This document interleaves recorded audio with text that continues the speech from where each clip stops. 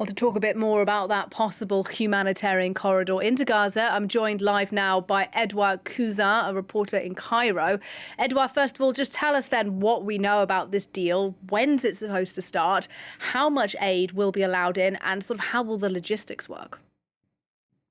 Yeah, well, as US President Biden said yesterday, that was agreed between the US, Israel, and Egypt to allow 20 trucks of aid in with water, food, and medical supplies.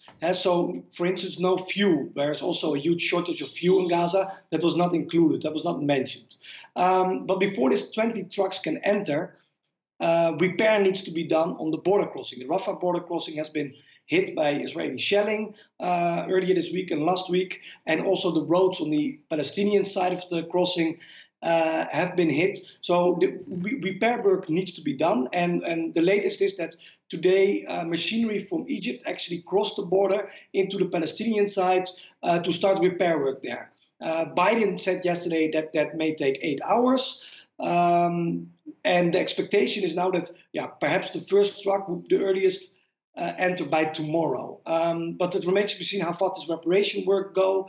Anything happens, but if everything goes well, then tomorrow these trucks could go in. Meanwhile, aid workers are saying that 20 trucks is by far not enough of the needs of people in Gaza right now. And there's some people say over 100, some people say 200 trucks waiting on the Egyptian side of the border.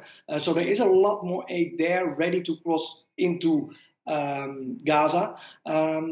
But the first 20 is the first start, and it remains to be seen if it can continue and new agreements can be made to allow more into Gaza, because more than 20 is needed.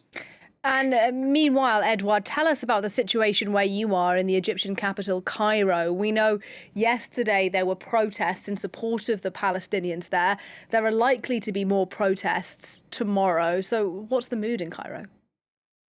Egyptians overwhelmingly support Palestinians and sympathize with Palestinians. And especially the hospital bombing in Gaza angered a lot of Egyptians. And for Egyptians, they firmly believe Israel was behind that bombing. So yesterday you saw numerous protests at universities all over the country and also in downtown Cairo. And tomorrow another big protest is planned in Cairo. But there's something specific about this protest tomorrow, because President Sisi yesterday made, in a press conference, he made a statement that he said that Egypt wants to allow aid to Gaza, but Egypt doesn't want to receive large numbers of Palestinian refugees. And he said this would destabilize Egypt, this would